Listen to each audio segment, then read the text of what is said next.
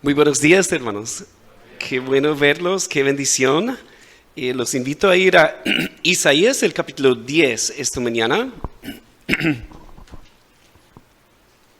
Isaías, capítulo 10, y les recuerdo que es siempre bueno traer la Biblia para seguir, porque con este libro de Isaías hemos visto que es un poco complejo. Y por eso tenemos que ir mirando, explicando y viendo lo que dice Dios. Pero lo que yo estoy aprendiendo es que hay mucho aquí en ese libro que nos puede bendecir en nuestra vida. Y los animamos también a leer el libro de Isaías. Yo estoy leyéndolo por segunda vez ya. Y estoy aprendiendo mucho y ha sido de gran bendición. Bueno, hoy no tengo presentación, pero el título, para los que están tomando apuntes, es Las herramientas de un Dios soberano. Las herramientas de un Dios soberano. Y hace un tiempo yo he tenido un dolor en los dientes. Y no sé si han notado eso, que a veces, creo que ¿cómo se dice eso? Que me estaba costando a veces pronunciar bien las palabras por el dolor que tenía, y especialmente cuando tenía que predicar 3 veces. Finalmente, hace como 15 días fui a una odontóloga y ella miró mi boca y me dijo, tenemos que sacarte las cordales, las 4, que me habían dicho hace años, hermanos, hace como 30 años me dijeron en Estados Unidos, no, tú estás bien. Y así, pues hasta el momento. Y entonces el lunes pasado fui para esa cirugía. Y les cuento que a veces me da un poco de nervios la prédica, pero me dio más nervios eso. Que esa noche no sé cuánto dormí porque me desperté varias veces ahí. Y esa mañana casi me arrepiento. Y cuando llego allá estoy temblando.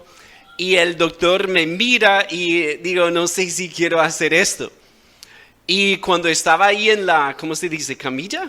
Estaba ahí acostado y me entró un pánico impresionante y me puso la anestesia, y con la primera cordal casi le arranco la mano y salgo de ahí.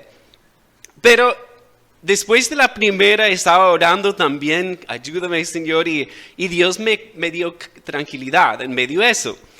Pero hermanos, eso es raro. ¿Cuántos han experimentado eso? ¿Algunos? Ok, ya saben de qué hablo. Porque Él está ahí usando no sé cuántas herramientas. Realmente no quise mirar muy de cerca estas herramientas. Pero por ejemplo, hay una que se llama botador o elevador. No suena nada bien, ¿verdad? Porque esa herramienta es para hacerle fuerzas al diente. Y él me dijo, Jonathan, por tu edad esto va a ser más difícil. Entonces literalmente se demoró como 20 minutos en cada diente. Y yo orando, Señor, que salga. Pero usó muchas herramientas. Y finalmente hay una herramienta que se llama los forceps, ¿cierto? Esa es la peor tal vez. Y es como unos alicates para sacar el diente, ¿verdad? Y yo analizando eso y pensando, menos mal yo no tengo un trabajo como este. Imagínense ustedes tener que hacer eso cada día con alguien diferente. Pero me hizo pensar en nuestro Dios.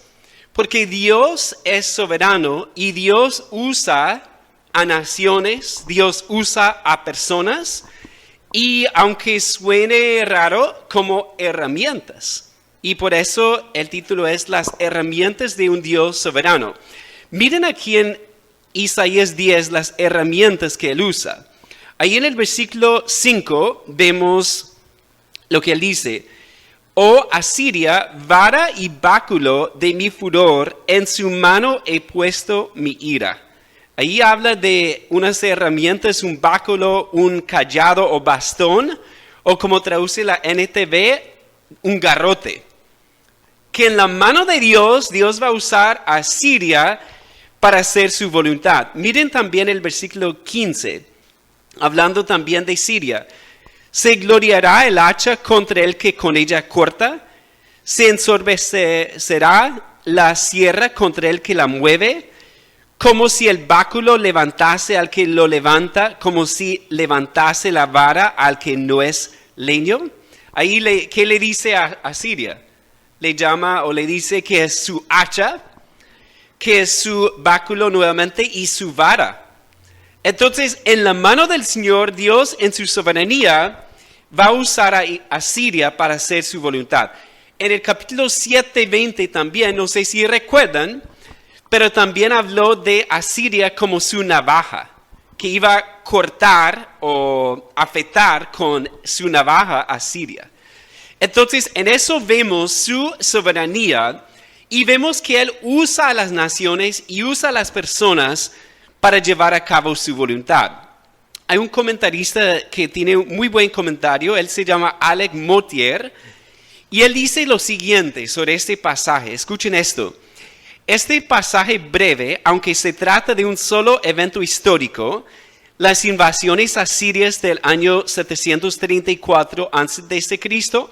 a 701 a.C., es una de las afirmaciones más profundas de la Biblia sobre la naturaleza de la historia terrenal, la relación entre el rey, con mayúscula, y los reyes. ¿Okay? Aquí vamos a ver cómo obra Dios en la historia. Y hay cosas que nos van a costar entender, o quizás vamos a decir, Dios, bueno, no sé cómo lo haces, pero tú lo haces. Y también él citó, este comentarista citó Juan 19, 10 y 11, cuando dice que aunque Asiria era el superpoder de la época, no tiene ninguna capacidad excepto la que Dios le da. Y escuchen la cita, Juan 19, 10 y 11. Hablando a Jesús, Pilato le dice, ¿a mí no me hablas? ¿No sabes que tengo autoridad para crucificarte y que tengo autoridad para soltarte? Respondió Jesús, ninguna autoridad tendrías contra mí si no te fuese dada de arriba. Miren eso, que Jesús también dice, incluso que Pilato, que hacía algo terrible, eso estaba bajo la soberanía de Dios. Dios estaba usándolo para llevar a cabo su plan de redención. Y eso es lo que vemos aquí. Entonces la idea principal de nuestro texto de hoy es que Dios, el soberano rey, usa a personas y naciones como herramientas para llevar a cabo sus propósitos. Y hermanos, les confieso que esta semana para mí no fue la mejor semana. Y estoy pensando que quizás esa cirugía no ayudó mucho. Estar tomando antibióticos con dolor, etcétera, no ayuda. Pero también creo que estaba leyendo muchas noticias y llegué a un momento en donde estaba tan desanimado con todo. Escuchar de también algunos hermanos que han tenido dificultades también, clamando al Señor en medio de eso. Y abro la palabra de Dios a este pasaje y espero que Dios pueda usarlo en su vida como lo usó en mi vida, para darme más confianza en Él y para saber cómo reaccionar ante su soberanía. Con eso en mente vamos a orar, ¿ok? Padre, es un gozo entrar a tu presencia esta mañana. Es un gozo poder, Padre, tener una mente lúcida para entender este pasaje y también ver algo que tú hiciste hace muchísimos años, Padre. La forma en que tú obraste soberanamente, usando a una nación pagana para hacer tu voluntad.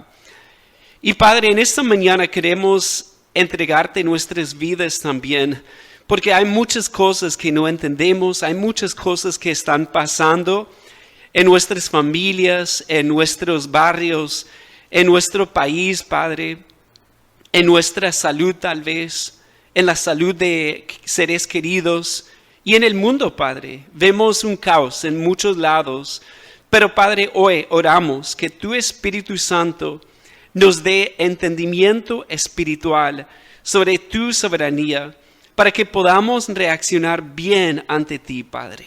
ayúdanos. Y oramos si hay alguien aquí que no ha conocido a Cristo, que hoy sea el día de su salvación. Eso sería la bendición más grande, Padre. Te lo pedimos en el nombre de Jesús. Amén. Bueno, ¿cómo entonces? La pregunta va a ser, ¿cómo debemos reaccionar ante la obra soberana de nuestro Dios? Y obviamente cuando hablamos de su soberanía, estamos hablando de un rey que gobierna sobre todo. Él hace según su voluntad en todo. Como mencioné, eso es un poco misterioso a veces. Pero miren aquí, primeramente el versículo 15. Vamos a leer el 15 primero y después empezamos con el 5. ¿Se gloriará el hacha contra el que con ella corta? ¿Se ensoberbecerá la sierra contra el que la mueve?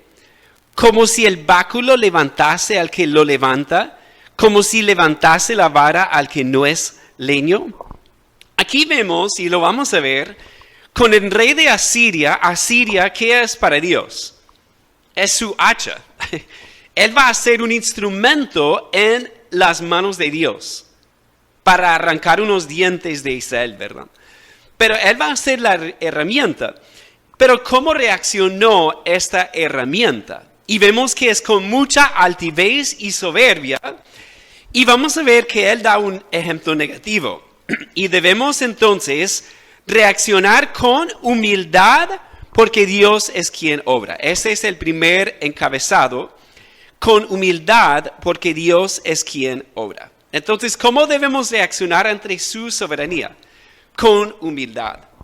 Y vemos aquí que él hace, el rey de Asiria hace todo lo contrario. Miren conmigo nuevamente el 5.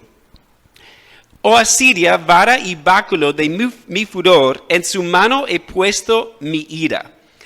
Le mandaré contra una nación pérfida. Bueno, yo no sabía muy bien esa palabra, pero es una nación impía, es una nación malvada, es una nación que no está obedeciendo a su Dios. Y se refiere especialmente a Israel, las tribus del norte, como vimos hace 8 días. El 6 continúa.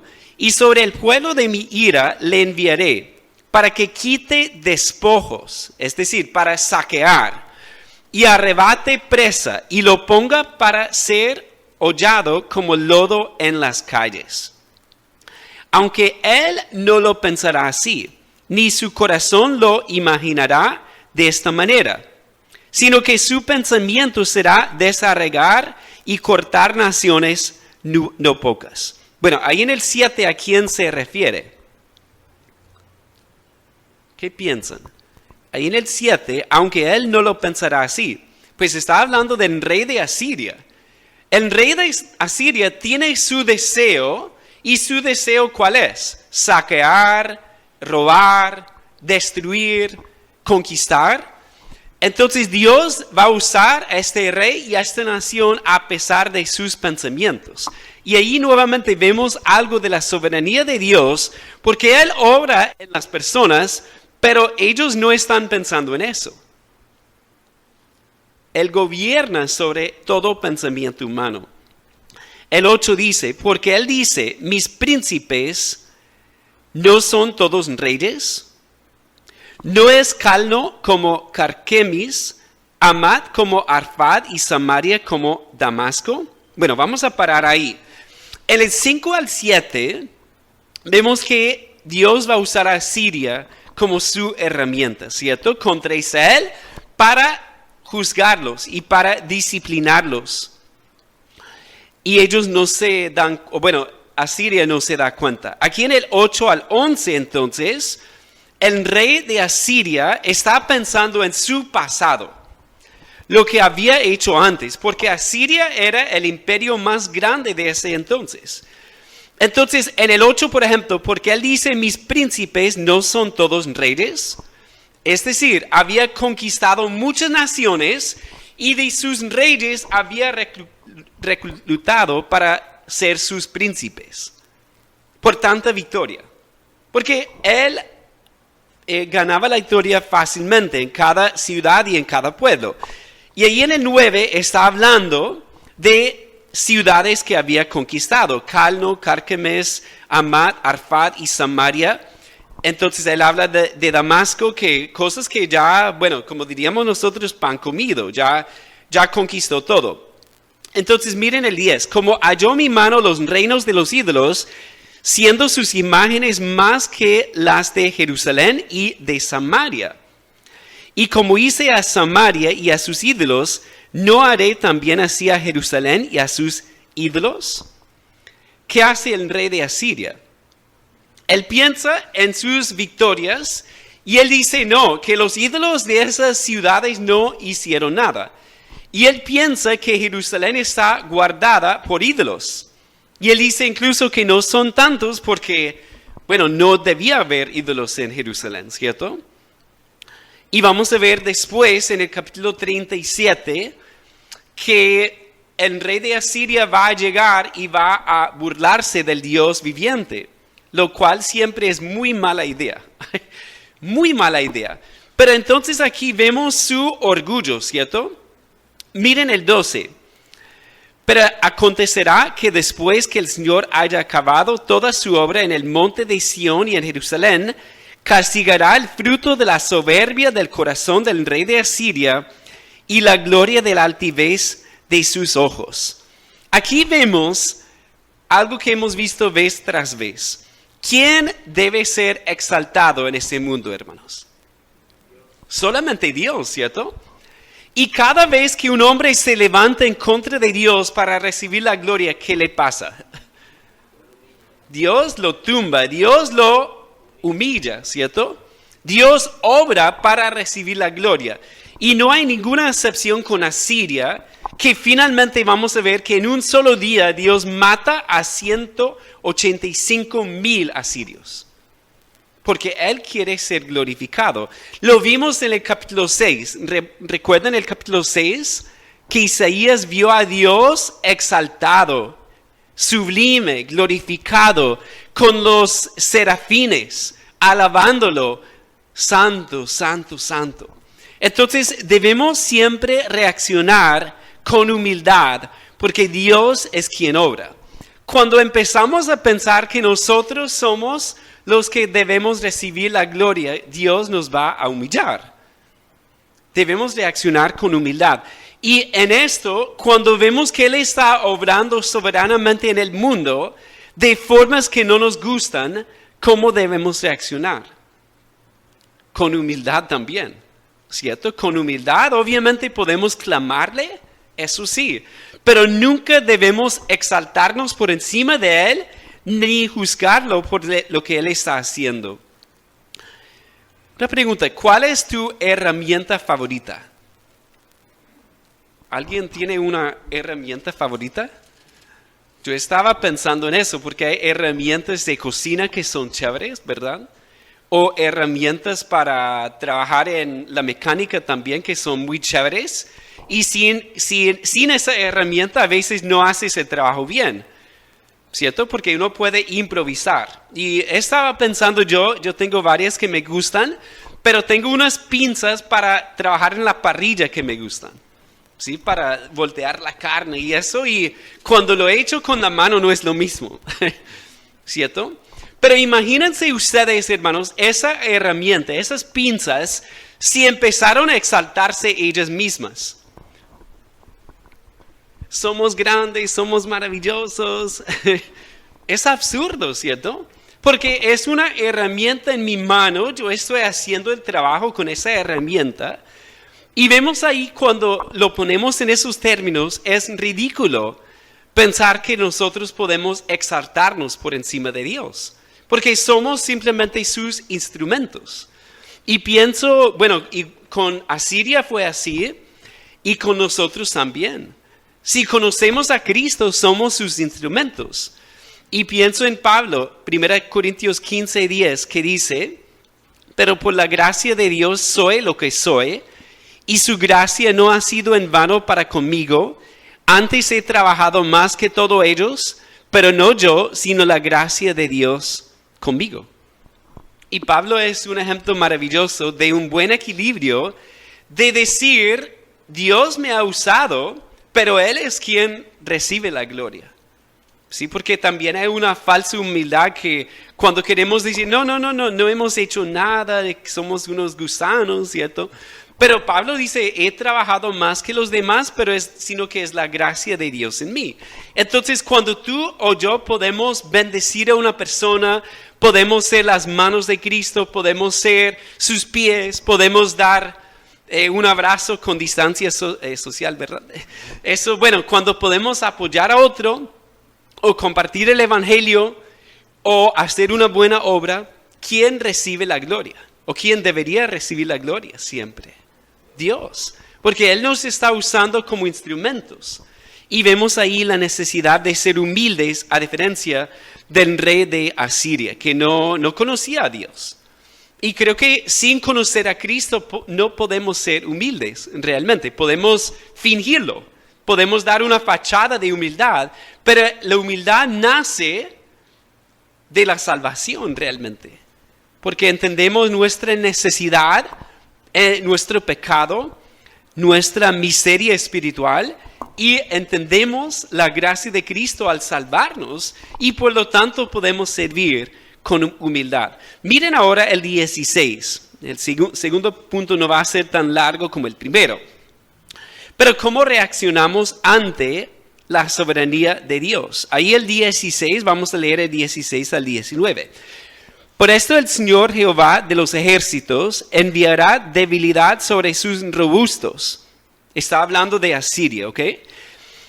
Y debajo de su gloria encenderá una hoguera como ardor de fuego. Hermanos, aquí con Isaías hay que saborear cada símil o cada metáfora, ¿cierto? Porque aquí él dice, Asiria cree que tiene mucha gloria, ¿qué va a hacer Dios? Va a poner una hoguera debajo de esa gloria. ¿Y qué le va a pasar? Se va a quemar, ¿cierto? Totalmente. Dice una hoguera como ardor de fuego. Y la luz de Israel será por fuego y su santo por llama, que abrace y consuma en un día sus cardos y sus espinos. La gloria de su bosque y de su campo fértil consumirá totalmente alma y cuerpo y vendrá a ser como abanderado en derrota.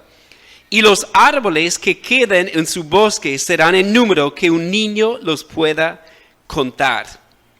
Aquí vemos algo interesante. Ahí habla en el 16 de debilidad, ¿cierto? Enviará debilidad sobre sus robustos y en la segunda parte habla de un fuego, ¿cierto? Encenderá una hoguera como ardor de fuego.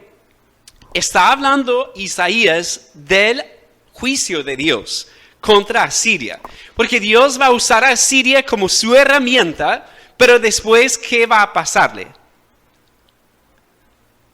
Dios va a juzgar a Asiria. Porque Asiria no va a hacer sus maldades sin también que Dios los castigue. Y eso es lo que tenemos que recordar, que hay un juicio que viene y debemos estar preparados para eso. También cuando vemos la obra de una persona malvada, podemos confiar en Dios que tendrá que pagar a esa persona si no se arrepiente. Pero aquí más que todo es pensar en su juicio. Entonces, ¿cómo debemos reaccionar ante la obra de nuestro Dios soberano? Y la respuesta es con arrepentimiento. Con arrepentimiento. Porque Dios es quien juzga. ¿Vimos cuál fue la primera respuesta? Humildad, ¿cierto? Con humildad, porque Dios es un Dios soberano y nosotros somos sus instrumentos. Y aquí vemos que con arrepentimiento, porque Dios es quien juzga. Lamentablemente Asiria no se arrepintió nada, ¿sí? Y iba a llegarles el juicio de Dios, como ya mencioné en el capítulo 37, el verso 36, dice, y salió el ángel de Jehová y mató a 185,000 en el campamento de los asirios. Es un número casi incalculable, ¿cierto? Pero eso es lo que Dios dice ahí, cuando dice en el 17, y la luz de Israel será por fuego, y su santo por llama, que abrace y consuma en un día sus cardos y sus espinos. Es decir, Asiria se creía la gran maravilla, ¿cierto? Ellos pensaban que eran unos árboles gigantescos, impresionantes, y ¿qué dice Dios? No, ustedes son unos cardos y espinos. Y yo voy a quemarlos en un solo día, y así fue. Y debemos aprender que no podemos jugar con fuego, el fuego del juicio de Dios. ¿Sí? Y hermanos, siempre pues oro por esto, porque cuando hablamos del juicio de Dios, como que hay un switch en la mente que se apaga y no queremos escuchar. Cuando pensamos en su juicio, porque Él es un fuego consumador, ¿cierto? Consumidor. Y yo no sé si mencioné eso una vez, pero el 5 de septiembre del año pasado, una pareja en Estados Unidos quería dar a conocer si su bebé iba a ser niño o niña, que es una moda ya en Estados Unidos. Decidieron usar un aparato pirotécnico para hacerlo. Bueno, estaban en el condado de San Bernardino en California durante una sequía. No fue una idea brillante, para nada. ¿Sí? Entonces, claro, ¿qué va a hacer? Niño o niña, explota eso y empieza un incendio que empieza a destruir, y eso no lo extinguieron hasta el 16 de noviembre. Más de 2 meses, destruyó 10 edificios, dañó 6 edificios, quemó más de 9,000 hectáreas y lamentablemente falleció un bombero. Qué triste, ¿verdad? Entonces, en eso debemos recordar que cuando Dios habla de fuego, debemos tener eso en mente, que no jugamos con el fuego del juicio de Dios. Y quiero invitarles a ir al último libro de la Biblia, al capítulo 20, casi al final, porque siempre es bueno recordar el final de las cosas. En el capítulo 20 de Apocalipsis, el último libro, casi al final, el capítulo 20, ¿están ahí, hermanos? El 20, el versículo 11. Bien, voy a esperar a que todos estén ahí. El versículo 11 dice: y vi un gran trono blanco, y al que estaba sentado en él, de delante del cual huyeron la tierra y el cielo, y ningún lugar se encontró para ellos. Y vi a los muertos, grandes y pequeños, de pie ante Dios, y los libros fueron abiertos. Y otro libro fue abierto, el cual es el libro de la vida, y fueron juzgados los muertos por las cosas que estaban escritas en los libros, según sus obras. Y el mar entregó los muertos que había en él, y la muerte y el Hades entregaron los muertos que había en ellos, y fueron juzgados cada uno según sus obras. Y la muerte y el Hades fueron lanzados al lago de fuego. Esta es la muerte segunda. Y el que no se halló inscrito en el libro de la vida fue lanzado al lago de fuego. Qué terrible, ¿cierto? Y cuando leemos sobre el juicio de Dios contra Asiria, Dios dice que Él es un fuego, Él es su santo por llama. La luz de Israel será por fuego, que abrace y consume en un día sus cardos y sus espinos. Y la palabra de Dios termina con una idea, bueno, no termina aquí, menos mal, pero termina con esta idea del juicio de Dios como un fuego, un lago de fuego. Y dice que Dios va a abrir esos libros. ¿Qué están en esos libros? Están ahí las palabras o una descripción de nuestras vidas, ¿cierto? De nuestras obras, de nuestros pecados. Y dice aquí que Dios va a juzgar a todo ser humano por lo que están en esos libros. Ahora, hay una forma de escaparse de ese juicio. ¿Y cómo es? ¿Lo notaron ahí? Que ahí dice En el 12, y vi a los muertos, grandes y pequeños, de pie ante Dios, y los libros fueron abiertos, y otro libro fue abierto, el cual es el libro de la vida. Entonces, el libro de la vida, ¿quién o cuáles nombres están en ese libro? Si tú has recibido a Cristo como tu Señor y Salvador para salvar de tus pecados, ¿en dónde está tu nombre? Gloria a Dios, está en ese libro. Y entonces no nos toca ese día porque está en ese libro y Cristo nos salvó y no tenemos que comparecer ante ese gran trono blanco. Pero si tú no estás en ese libro, te va a tocar. Y es por eso en esta mañana estamos aquí escuchando, no del pastor Jonathan, estamos escuchando la palabra de Dios y Dios nos está diciendo, prepárate para ese día. Arrepiéntete hoy, pon tu fe en Cristo para que no te toque ese día.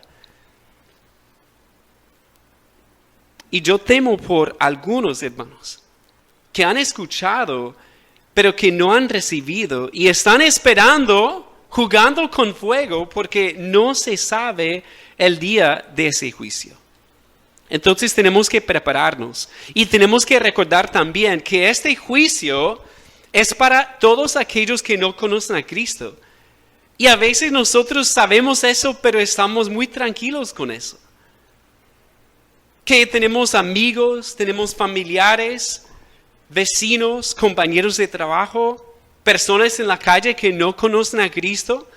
¿Y cómo podemos estar tranquilos con eso? Pues tenemos que clamarle a Dios que nos ayude a poder comunicarles este mensaje. ¿Cierto? Que Dios nos abra puertas y nos dé la valentía de comunicarles este mensaje. Porque ¿saben qué?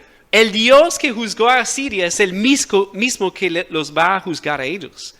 Pero tenemos que estar preparados para eso, para poder comunicarles el mensaje.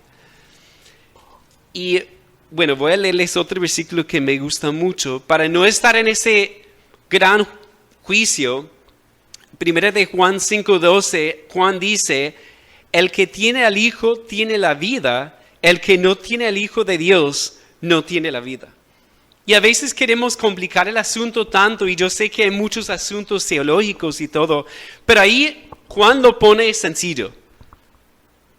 El que tiene al Hijo tiene la vida. El que no tiene al Hijo de Dios no tiene la vida. Es decir, su nombre no está en ese libro y está corriendo un peligro terrible.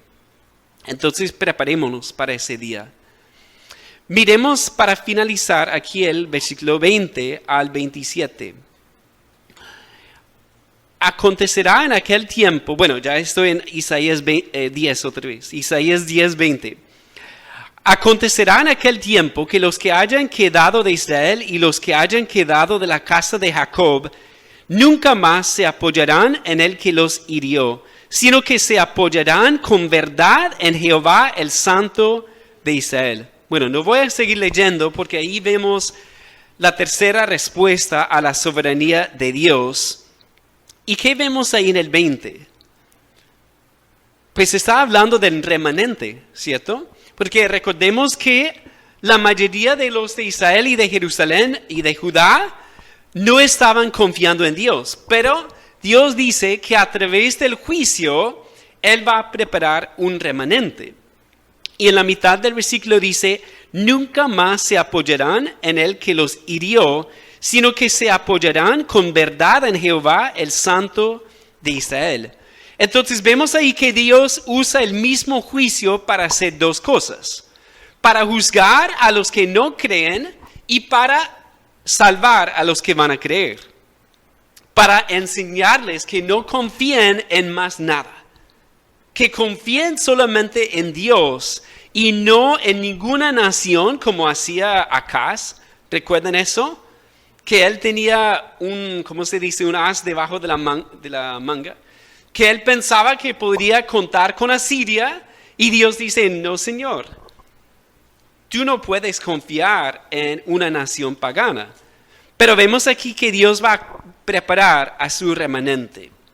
Entonces la tercera respuesta es con confianza, porque Dios es quien rescata. Recuerden las tres respuestas: con humildad, con arrepentimiento y con confianza. Y creo que estamos viendo muchas lecciones varias veces en Isaías, pero está bien. Porque nos cuesta creer a Dios, creerle. Nos cuesta confiar en Él muchas veces. Y quizás aprendimos esa lección hace 2 años, pero ya viene otra dificultad. ¿Y qué pasa? Se achica nuestra fe, ¿verdad? Como decía el pastor Alfredo. Y no vemos que nuestro Dios sigue siendo omnipotente, el Santo de Israel, quien está obrando de manera soberana. Entonces, con confianza, porque Dios es quien rescata. Nadie más nos puede rescatar. Miren ahí el 21. El remanente volverá. El remanente de Jacob volverá al Dios fuerte. Porque si tu pueblo Israel fuere como las arenas del mar, el remanente de él volverá. La destrucción acordada rebosará justicia. Pues el Señor Jehová de los ejércitos hará consumación ya determinada en medio de la tierra. Por tanto, el Señor Jehová de los ejércitos dice así: pueblo mío, morador de Sión, no temas de Asiria. Con vara te herirá y contra ti alzará su palo a la manera de Egipto. Mas de aquí a muy poco tiempo se acabará mi furor y mi enojo para destrucción de ellos. Y levantará Jehová de los ejércitos azote contra él, como la matanza de Madián en la peña de Oreb, y alzará su vara sobre el mar como hizo por la vía de Egipto. Acontecerá en aquel tiempo que su carga será quitada de tu hombro y su yugo de tu cerviz, y el yugo se pudrirá a causa de la unción. Pues aquí básicamente Dios está diciendo que va a invertir las cosas. Que Asiria era su báculo, su vara, pero por ser malvado ese pueblo, ¿qué iba a hacerle Dios? Iba a juzgarles y Dios iba a salvar a su remanente, y por lo tanto ellos iban a aprender a confiar solamente en Él. Y miren ahí el 33 también. He aquí el Señor Jehová de los ejércitos desgajará el ramaje con violencia, y los árboles de gran altura serán cortados, y los altos serán humillados, y cortará con hierro la espesura del bosque, y el Líbano caerá con estruendo. Está hablando de Asiria. Nuevamente como unos árboles orgullosos que pensaban que eran muy grandes, y Dios dice que no, que Él iba a humillarlos, iba a desgajarlos, iba a destruirlos, y el remanente iba a quedar. Entonces debemos confiar en nuestro Dios. En vez de apoyarse en otra nación, como Asiria, como Egipto, debían confiar y apoyarse solamente en el Señor, el Santo de Israel. Como dice Proverbios 3:5, fíate de Jehová de todo tu corazón y no te apoyes en tu propia prudencia. Es la misma palabra que vemos aquí en el 20. Nunca más se apoyarán en el que los hirió, sino que se apoyarán con verdad en Jehová, el Santo de Israel. Hermanos, qué bonito sería saber que todos los de Impacto Bíblico también hacemos lo mismo, ¿cierto? De apoyarnos solamente en el Señor, no en nosotros. Como dice también Jeremías 17:5, así dice el Señor: maldito el hombre que en el hombre confía y hace de la carne su fortaleza, y del Señor se aparta su corazón. Entonces confiemos en el Señor. También Isaías 36:6, miren esto, guarden aquí el dedo. Isaías 36:6, porque nos ayuda a entender eso un poco mejor con otra nación. He aquí que confías en este báculo de caña frágil en Egipto. El 6, ¿verdad? Voy a comenzarlo otra vez. 36:6. He aquí que confías en este báculo de caña frágil en Egipto, en el cual si alguien se apoyare, se le entrará por la mano y la atravesará. Tal es Faraón, rey de Egipto, para con todos los que en él confían. Entonces no importa si es Asiria, si es Egipto, ponga ahí el nombre que usted quiera. Si no es el Señor de señores, pues estás mal. Y como dice ahí, apoyarse en eso es pues atravesar la mano con una caña. Es tratar de, pienso en una caña, poner el peso ahí encima y va a atravesarle la mano, porque no podemos confiar en nadie más sino en nuestro Dios. Y hermanos, esto tiene que ver con todo lo que estamos viendo. Porque ¿qué está haciendo Dios en el mundo? Está sacudiendo el mundo, ¿cierto? Está sacudiendo nuestro país, está sacudiendo nuestra ciudad y quizás nuestra familia también. Pero en eso Él quiere preparar un pueblo, como vemos ahí nuevamente en el 10:20. Vamos a leerlo todos en voz alta para terminar esta mañana. El 10:20 dice: acontecerá en aquel tiempo que los que hayan quedado de Israel y los que hayan quedado de la casa de Jacob nunca más se apoyarán en el que los hirió, sino que se apoyarán con verdad en Jehová, el Santo de Israel. Entonces, cuando pensamos en las herramientas de un Dios soberano, ¿cómo debemos reaccionar? Con humildad, con arrepentimiento y con confianza. Si aprendemos esta lección bien, creo que nos va a ayudar muchísimo. Y como les mencioné, yo entré en ese desánimo tan tremendo, pero Dios me habló mucho a través de eso y me dijo a través de su palabra, pues, ¿para qué angustiarme tanto cuando Él es el Rey soberano quien está obrando conforme a sus propósitos? Entonces la pregunta de esta mañana es, ¿cómo debes responder tú a la palabra de Dios?